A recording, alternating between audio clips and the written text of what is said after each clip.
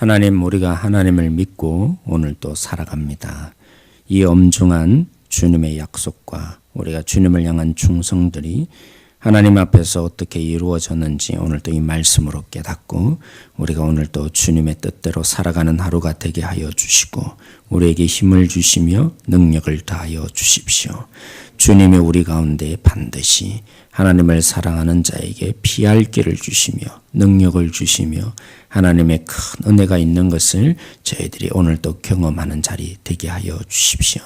감사하며 예수님의 이름으로 기도드렸습니다. 아멘. 이스라엘 백성들이 그전에는 백성들이라 할 수 없겠죠. 이스라엘 사람들이 12아들과 함께 애굽에서 살게 되었는데 애굽에서 살게 되는 가장 결정적인 역할을 한 사람이 누구였습니까? 그렇죠. 어떻게 아셨어요? 너무 잘하시네요. 이 요셉이 낳은 두 아들이 있어요. 첫 번째 아들은요, 므낫세이고 두 번째는 에브라임입니다. 네, 실질적으로 장자는 누구였을까요? 예, 그쵸. 예, 에브라임입니다. 이 에브라임 지파, 오늘 이 본문에 에브라임아, 이렇게 말하면서 에브라임이 말을 하면 하면서 시작되고 있는데 조금, 그죠? 역사적인 배경을 이해할 필요가 있는 것이죠. 애굽에서 살게 되는 절대적인 영향을 준 이 요셉의 장자와 같은 역할은 민족이 지파가 바로 에브라임이고, 그리고 가나안 땅에 들어가서 그 가나안 땅의 가장 중간에 위치하고 있는 자리를 자리한 지파가 바로 에브라임 지파입니다. 그리고 그 에브라임 지파 중에 이 땅을 정복하는 데 결정적인 역할을 한 장군이 있죠. 모세의 종이었고 누굽니까? 여호수아. 그 여호수아가 누구 지파인지 아세요? 바로 에브라임 지파입니다. 그리고 남쪽 유다와 북쪽 이스라엘로 갈라져서 여로보암이라는 왕이 일대 왕이 되는데 그 일대 왕이 누구 지파 출신인지 아세요? 바로 에브라임 지파 출신입니다. 그리고 여전히 북이스라엘 전체의 가장 대표되는 지파가 누굽니까? 바로 에브라임입니다. 그래서 종종 북이스라엘을 축소해서 대표하는 지파로 표현하는 것이 북이스라엘을 대표하는 것이 에브라임에게 오늘 에브라임이라 표현하고 있는 것이기도 합니다. 그리고 한때 이런 영향들, 역할과 큰, 그죠? 영광을 얻었던 지파가 에브라임 지파인데, 그래서 한편은 말하는 것이죠. 너희들은 한때 누구든지 너희들이 말을 하면 다 두려워하며 너희의 말에 귀를 기울이는 그런 영광이 있는 지파들이었다. 근데 지금은 어떻게 되었습니까? 북이스라엘, 또 심지어는 축소해서 이 에브라임 지파가 어떻게 되었다고 말합니까? 북이스라엘이 그 큰 영광과 은혜와 능력이 나타났던 지파인데 북이스라엘이 지금은 어떤 꼴이 되었다고요? 과거의 그 영광이 무슨 소용이 있겠느냐, 한마디로 표현하면 그렇습니다. 호세아서 13장을 한마디로 표현하면 그 과거의 영광이 도대체 무슨 소용이 있겠냐. 왜냐하면 아침에, 그죠? 지금 우리도 지금 많이 추워져서 여러분들이 좀 옷을 많이 껴입고 이제 또 목요일이나 금요일쯤 한 번 더 비가 와서 더 추워진다 그래요. 이 새벽에 나올 때 여러분들이 이렇게 잘 옷을 입고 그렇게 나오시기 바랍니다. 이 아침이 되면, 그죠? 안개와 때로는 이슬이 맺혀 있던 그런 부분들이 햇살이 한번 비춰지면 어떻게 합니까? 한꺼번에 사라집니다. 특별히 이스라엘은 더 그러죠. 밤과 아침 기온과 낮의 기온이 확실히 다르지 않습니까? 뜨거운 태양빛이 내리쬐는 그런 이스라엘에서 그 태양빛이 내리쬐기 시작하면 아무리 하얗게 이 온 세상을 보이지 않도록 짙은 안개로 이렇게 가두었다 할지라도 태양빛이 한번 내리쬐면 사라지는 것입니다. 이슬이라는 것도, 그렇죠? 언젠가는 태양빛이 한번 내려쬐기 시작하면서 언제 있었던가 할 정도로 쉽게 사라지는 겁니다. 그리고 또 두 번째 이렇게 표현하고 있죠. 너희들의 이 과거의 영광 무엇과 지금 같아지고 있느냐면 앞으로 그렇게 될 것이다. 하나님이 말씀하시는데 여러분도 퀴즈를 해보셨죠? 그렇죠? 이 콩과 돌이 있는 걸 이렇게 가지고 아니면 쭉정이 있는 부분을 가지고 이렇게 퀴즈를 하는데 바람이 부는 쪽을 향해서, 그죠? 퀴즈를 해야 잘 날아갑니다. 근데 이 바람 한번 불면 퀴즈를 할 때 어떻게 됩니까? 그 콩깍지들 한순간에 다 날아가 버린다. 너희들이 지금의 이 영광과 좋았던 이런 모든 지금까지의 이론과 명성들이 바람 한 번 불면 날아가는 쭉정이와 같은 것이다 라고 오늘 하나님이 말씀하시죠. 굴뚝에서 그죠, 연기가 이렇게 올라가는데 그 연기도 바람 한 번 불면 어디로 갔는지 정말 쉽게 볼 수 없을 정도로 한순간에 사라지는 거 아니냐. 너의 영광스러운 지금의 모든 것들 한순간에 다 이렇게 될 것이다. 그래서 과거에 아무리 좋았다. 과거에 우리가 이런 사람들이었다. 과거에 우리는 이런 놀라운 일을 한 사람이었다. 아무리 자랑해봐야 무슨 소용이 있겠느냐. 지금과 앞으로 너희들이 이렇게 될 텐데 이것이 무슨 의미가 있겠냐. 근데 왜 에브라임이라 표현된 북이스라엘이 그런 존재가 될 것입니까? 왜 이 북이스라엘이 아침 안개와 같고 이슬과 같은 존재가 될 것이며 정말 허망하기 그지없는 바람 한 번 불면 날아가 버리는 쭉정이와 같은 인생 되어질 것입니까? 1절부터 아예 대놓고 하나님이 말씀하시죠. 이렇게 된 가장 본질적인 이유가 어디에 있다고요? 이들이 바알이라는 우상을 사랑하며 섬겼기 때문이다. 그리고 지금까지도 뭐 하고 있다고요? 2절에 그래서 그러나 지금도 여전히 너희들이 바알을 섬기며 그 바알에게 기대하고 있는 그런 민족이 되었다. 내가 어떻게 왔는데 애굽에서 너희들을 구출하여서 광야에서 너희들을 알았다. 이렇게 표현하면서 하나님이 목자 되어서 그죠? 이 광야길을 이끌며 이제 드디어 이 광야의 모든 시간들을 지내면서 너희들을 가장 살찌는 양처럼 그렇게 가나안 땅으로 인도했는데 이 살이 찌고 눈꺼풀이 내려오기 시작하면서 그들이 뭐라고 생각합니까? 하나님을 알지 않습니다. 우리가 배부른 이유는 다른 데에 있다고. 어디서 온 것이라 생각합니까? 놀랍게도 바알이 먹여준 것이라고. 이제까지 맛보지 못한 이런 놀라운 영광을 얻고 나름대로 편리한 삶을 사는 이유는 이 바알이라는 신이 우리에게 이토록 먹여주었기 때문이다. 이제까지 이런 영광을 얻은 적이 있더냐. 이러면서 이들이 결국에는 하나님이 먹이시고 입히시고 길러주셨는데 그들은 어떻게 생각합니까? 바알신이 우리에게 이 모든 것을 주었다고 그런 착각을 불러일으키다는 것이죠. 그래서 2절에 있는 지금까지라는 말 속에 한편으로는 이제까지도 너희들이 내 말을 듣지 않고 이처럼 바알을 숭배했는데 가면 갈수록 바알에 대한 숭배가 더 커져가고 있는데 나를 의지하는 것보다도 정말 바알을 섬김이 더 커져가고 있는데 내가 지금까지도 너희들이 지금까지도 바알을 섬겼던 것처럼 지금까지도 돌이키라고 나에게 돌아오라고 이처럼 손길을 내밀고 있었다. 하나님이 말씀하시죠. 그런데 알라고 해서 압니까? 하나님께 돌이킵니까? 말을 해서 안 되는 거죠. 그래서 하나님이 경고하십니다. 오늘 한편으로는 경고의 말씀을 내놓는 것이죠. 너희들이 시내산에서 또 호렙산에서 나와 언약을 하지 않았냐. 그 언약이라는 것이 도대체 무엇이냐. 약속이라는 것 단순한 약속이 아니다. 그죠? 이스라엘 백성들이 애굽에서 나와서 이 시내산에 있었잖아요. 그때 하나님과 언약을 했습니다. 그리고 그 애굽에서 나왔던 지각이 뛰어나서 어른된 사람들, 그 사람들은 이제 다 죽었죠. 언제요? 바로 가나안 바로 앞에 목격하면서 그래서 그 가나안 바로 앞에서 호렙산에 이르렀을 때 다시 한번 하나님이 이제 어른 되어가는 그들을 가지고 다시 하나님이 언약을 했습니다. 그래서 우리는 어려운 말로 호렙에서 언약을 했다. 이 얘기가 다시 있죠. 그게 바로 신명기의 내용인 것입니다. 그 신명기 속에서 하나님이 다시 모세가 이스라엘 백성들 앞에서 다시 언약을 세웁니다. 너희들이 어떤 민족이어야 되고 내가 어떻게 너희를 목숨 걸고 사랑하겠다. 하나님이 목숨 걸고 너희를 사랑하고 지키고 돌보겠다. 그렇게 언약을 했는데 하나님만 일방적으로 언약을 했나요? 아니죠. 이스라엘 백성들도 하나님 그렇죠.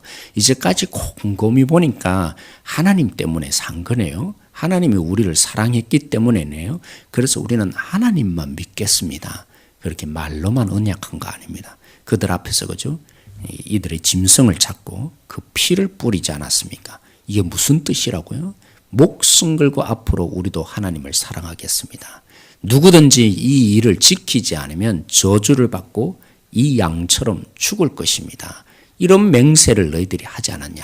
그래서 오늘 이 본문에 더더욱 맹세와 저주, 여러분들이 신명기나 또 아니면 레위기 뒷부분에 보시면 우리가 흔히 그죠? 부흥사들이 사용했던 저주와 복의 내용이 나옵니다. 하나님을 사랑하고 섬기는 자들에게는 들어가도 복을 받고 나가도 복을 받다. 우린 요거 부분만 보이지만, 그죠? 반대편에 두 쪽으로 이스라엘 백성들을 나누고는 한쪽에서는 이 언약의 축복의 노래를 합니다. 그리고 마지막 뒷부분에는 하나님을 사랑하지 않고 하나님을 버리며 하나님을 의지하지 않고 그렇게 되면 저주가 임할 것이다. 그것도 어떤 저주요? 애굽에서 이 신들을 향해서 심판했던 그 모든 일들을 너희들에게 내가 곧 행하겠다. 이렇게 하나님이 말씀하셨죠.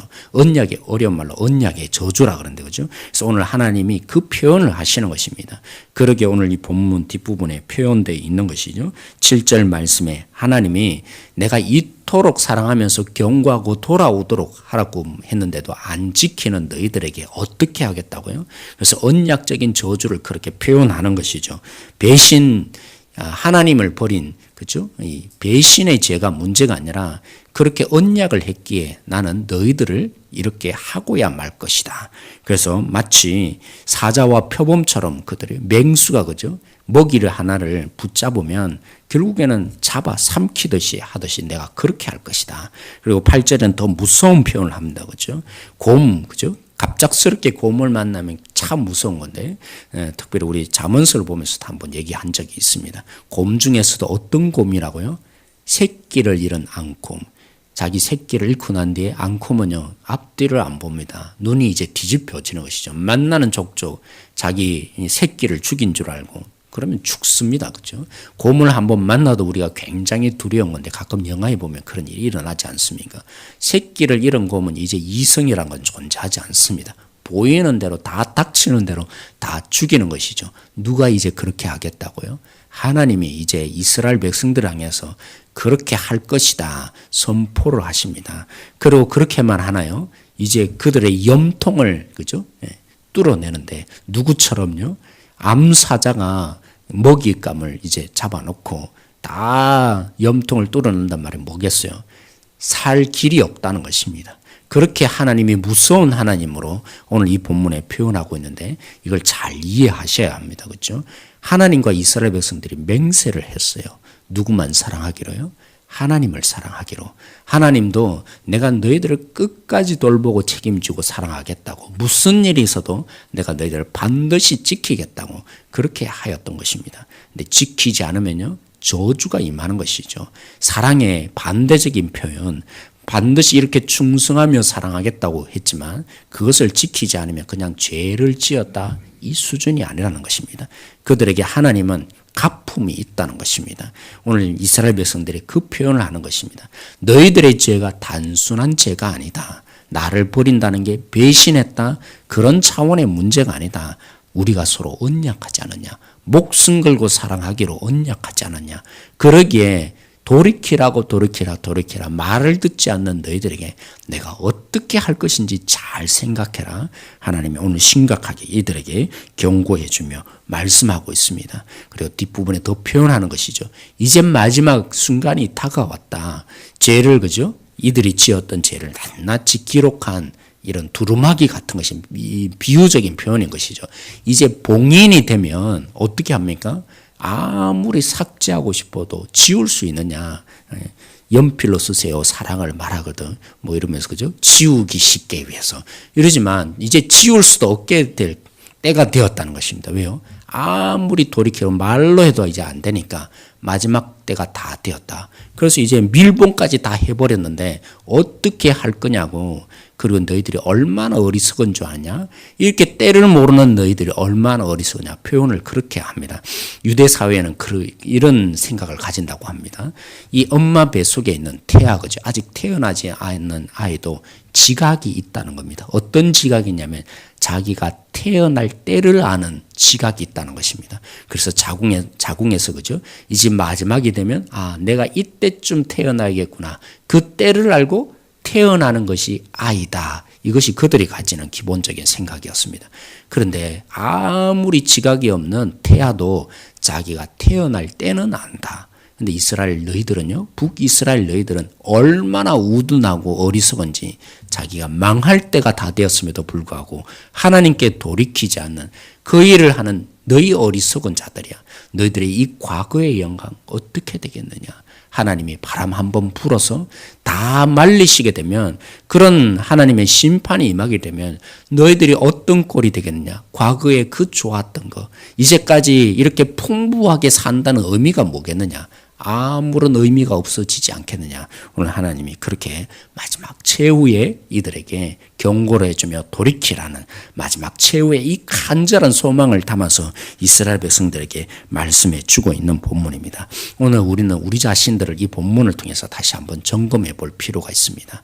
사랑하는 성도 여러분, 우리가 과거에 좋았던 영광, 우리가 이제까지 살았던 영광이 혹시 이스라엘 백성들과 같은 것은 아닌지를 살펴볼 필요가 있다는 것이죠. 아무리 지금이 좋더라도 하나님이 우리 가운데 바람 한번 부으시면 다 날아갈 부분입니다. 우리가 그렇죠? 때로는 하나님보다 더 사랑했던 거, 하나님이 날 지켜주지 못할 것 같고, 이것이 나에게 더 대안이 될 것 같고, 이것 있으면 내 삶이 더 좋아질 것 같은 그 모든 것, 결국 무엇이 될 것입니까? 하나님이 우리 가운데 찾아오시면 그 모든 것 다 아무런 소용이 없어지는 것인데, 하나님이 그 뜨거운 태양빛 속에 우리에게 다가오신다면 뭐와 같아질 것입니까? 이슬과 같은 한순간에 사라질 것, 그것을 위해서 우리가 목숨 걸어서는 안 되겠죠. 그것을 우리 이스라엘 백성들은 바알이었다는 것입니다. 바알이라는 우상이 우리에게는 물론 없겠죠.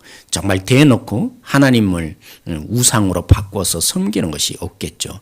근데 이스라엘 백성들이 왜 우상을 섬깁니까? 세상 사람들은 왜 우상을 섬깁니까? 어제도 정말 우리 교회에 몇 번 왔던 분이었는데, 병원에서 어떤 분을 만났어요. 그분이 지금 교회를 안 다니고 있는데 그냥 소개를 해줘서 그분을 제가 알게 되었어요. 그분이 이제 고백을 하는 겁니다. 저는 사람들이 종교를 믿는 이유가 다른 데 있지 않다고 생각합니다. 결국 나를 위해서 온 거 아닙니까? 그래서 제가 다시 한번 깨달았죠.